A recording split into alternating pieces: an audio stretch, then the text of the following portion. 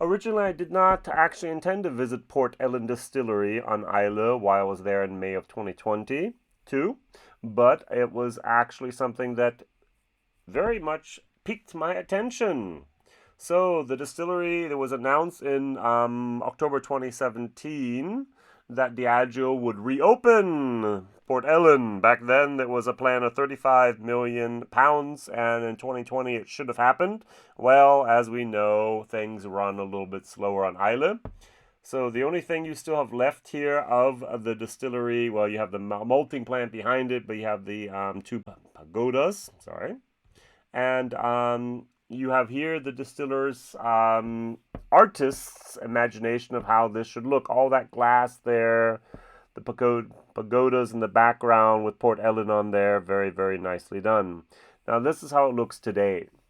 So this is from the back. So you have two smaller pairs of pot stills in the back, a wash still and a spirit still. Spirit still is usually recognizable with the window. And in the front, you have two much larger um, pair, wash and spirit still as well. So now, originally, Port Ellen had two wash stills and two spirit stills. The wash stills are 28,000 liters, the spirit stills are 25,000 liters. Now, for some reason, they decided to go for a different concept. So you have the two pot stills in the front, there'll be glass windows here. In the back, you have two experimental. I really don't understand that because I think Port Ellen is going to be one of those whiskeys that are extremely expensive, extremely rare, and extremely sought after. So why not produce as much as possible and make as much money as possible? But hey, no one's asking me about my opinion of how to do things. So you see the buildings beside there. So we have the left-hand side. We have that wash still on the right-hand side, as evident with the window at the top there. We have those. They were actually just delivered about a month ago. I was there at the beginning of May 2022. So when they originally came, they were much, much shinier, but now they look like that, but that's okay. So we have the condensers in the back already installed as well, and then we have that roof over top of there, which is being installed. Beside there, we're going to have a big mash tun. We're going to have 6 washbacks.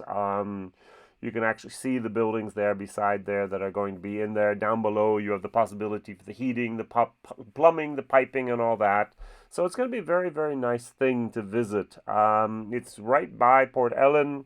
So we lived basically 8 minutes away from there at our little self-catering house, very close to the airport. A lot of construction still going to happen here. You actually in the background see the Port Ellen maltings that supply most of the distilleries on Islay with their grain. And they are one of the few places that actually get their grain via boat. So I thought that was very, very interesting. Port Ellen is going to be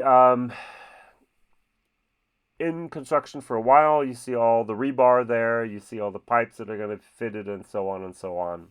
So 35 million, no way. I think it's become much, much more expensive. There's been construction stops due to COVID. There's going to be a lot of other problems there, but you can see actually the warehouses have been are listed buildings, so they're not going to tear those down anytime soon. And you see the malting right beside that. So there's going to be the 10th distillery that is open on Islay.